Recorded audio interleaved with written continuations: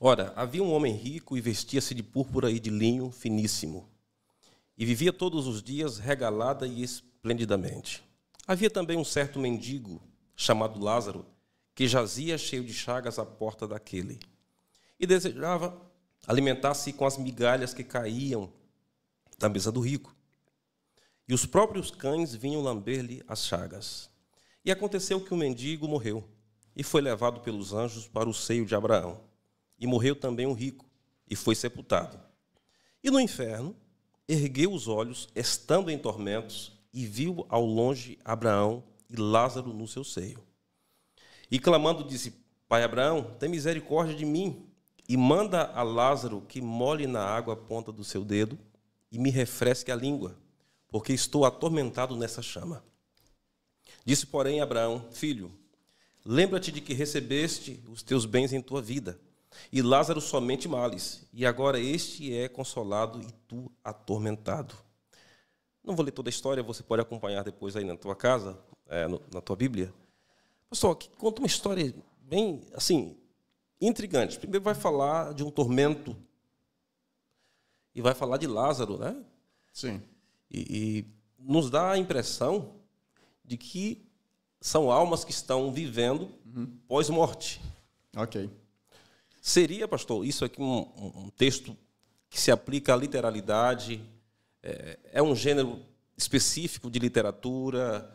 Como é que o nosso, não somente o ouvinte, né, mas aquele que nos acompanha, deve olhar para esse texto, pastor, e interpretar à luz daquilo que o senhor colocou aí? Ok. Quando nós vamos ler a Bíblia, a primeira coisa que nós temos que levar em conta é um princípio hermenêutico básico, que é: a Bíblia não se contradiz. Okay? A Bíblia não se contradiz. A Bíblia é a infalível palavra de Deus. E esse texto que você acabou de ler, ele é bem interessante, bastante interessante. Mas isso aqui também, é como diz um teólogo chamado Kenneth Bailey, que escreveu o livro As Parábolas de Lucas, ele tem uma frase interessante que ele diz o seguinte: a Bíblia tem uma linguagem enganosamente simples. E, às vezes, a gente não presta atenção nos detalhes. Sim. E aí tira conclusões precipitadas. Então, vamos lá. Vamos interpretar essa parábola de forma interessante. Em primeiro lugar, parábola é um conto da realidade que pode ser interpretada de várias formas. E aí tem que ser levado em consideração o estilo literário.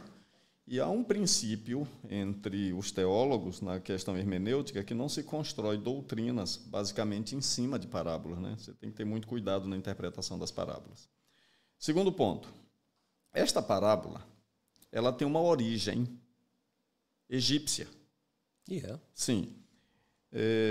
Havia na mitologia egípcia o conto de dois indivíduos. Porque os egípcios, sim, eles criam na imortalidade da alma. Daí aquela questão das próprias pirâmides, né, dos Exato. sarcófagos, entre outras coisas. Quando você visita o Egito, você vai perceber que de um lado do rio Nilo estavam os palácios, do outro lado o cemitério, as pirâmides. Os faraós ricos iam para os palácios, né, para as pirâmides. Sim, sim.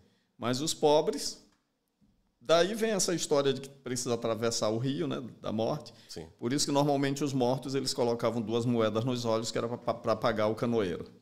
Bom, os egípcios creem na imortalidade da alma, é tanto que eles têm lá o livro dos mortos, eles creem no juízo e etc. e tal. Eles têm toda essa mitologia. Bom, então havia um conto entre eles sobre 2 indivíduos.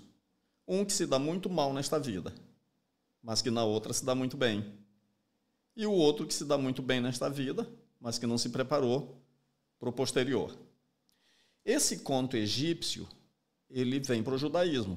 Ele se populariza no meio judaico. Porque os judeus saíram do Egito. Sim, sim. Né? E eles trouxeram muitas coisas de lá. Bom, nos dias de Jesus, isso aqui não era um conto desconhecido. Então, Jesus está falando de um conto que veio para o judaísmo. E, claro, os rabinos judeus eles transformaram esse conto para falar sobre personagens da cultura deles no mesmo contexto. O indivíduo que se deu muito mal, que houve o velório. Num dia só morreram 2 pessoas, o rico e o pobre. Todos estavam no velório do rico, chorando, homenageando, falando coisas, e no velório do pobre não tinha praticamente ninguém. Aí alguém muito sábio falou assim: nesta vida, há esse contraste tremendo. Mas, e a recompensa do posterior? Bom, Jesus então agora pega essa mesma parábola e ele não replica conforme essas pessoas acreditavam com a questão da imortalidade. Quer ver por quê? Veja bem. Em primeiro lugar, está falando sobre 2 homens, um rico e um pobre. Sim. O que eles receberam em vida. Ok? A parábola em si está falando sobre decisões nesta vida. Decisões nesta vida, para o futuro. Não necessariamente vida após a morte. Sim. Por que a parábola não fala sobre vida após a morte? Primeiro ponto. Vamos avaliar. Se está falando sobre vida após a morte, o paraíso deixa de ser um lugar literal, deixa de ser a Nova Jerusalém. Então, nós já temos um confronto de descrição teológica sobre a recompensa, o paraíso, o céu, que o Apocalipse descreve tão bem como a Nova Jerusalém, o novo céu e a nova terra, e isso passa a ser agora o quê? O seio de Abraão, sim, literal. Para levar para a literalidade. Exatamente. Uma outra dificuldade, o seio de Abraão teria que ser extremamente grande para ver para conter todos os salvos. Ok? Segundo ponto de questionamento é que se a alma é imortal, se o texto está tratando de alma imortal, a alma tem dedo, pode tocar e tem sede.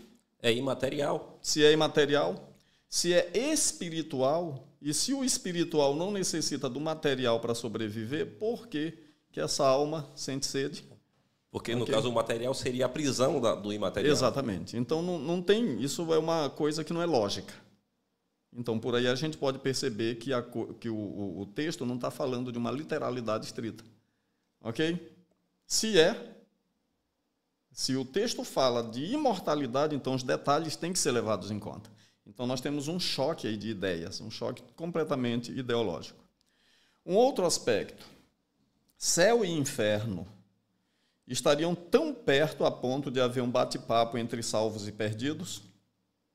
Então, este ponto, que aparentemente é interessante, ele vai mexer com uma outra coisa, a coerência e a justiça do caráter de Deus, a bondade.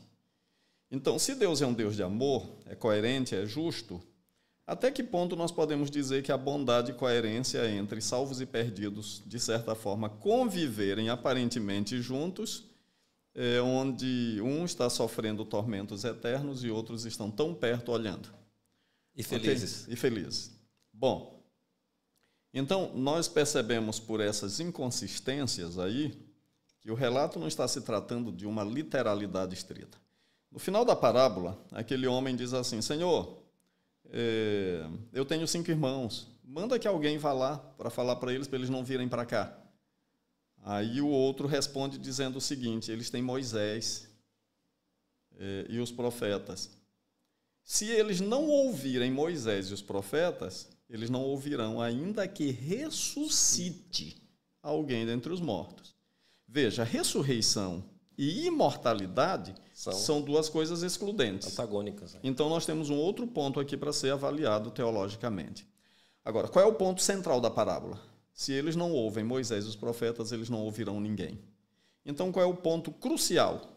Jesus quer mostrar que a palavra profética, se ela não conseguir mexer contigo e te fazer tomar decisões em relação ao teu futuro, nesta vida, e que tenham repercussões para depois, no caso da ressurreição, da recompensa,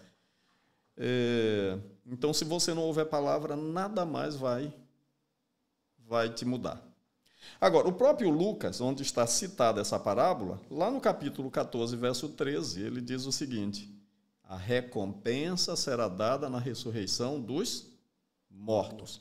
Então, se Lucas está inspirado por Deus, então lá no capítulo 14 ele fala uma coisa que ele falaria outra. Considerando que a Bíblia não se contradiz, então nós temos por essas evidências, esses tópicos que eu falei, o fato de que Jesus não está falando de algo literal e nem tampouco está endossando a imortalidade da alma, nem inferno, nem purgatório e nem o céu. Ele está ressaltando especialmente decisões que precisam ser pautadas à luz da palavra. Se você ouvir a palavra e não se decidir, você pode estar acumulando problema para a sua vida futura. E essa vida futura inclui um julgamento. Aí sim, o julgamento vem de Deus e a gente sabe por outros textos bíblicos que há descanso na morte e ressurreição para recebimento da recompensa. Aí o que você fez em vida vai pesar no teu destino final.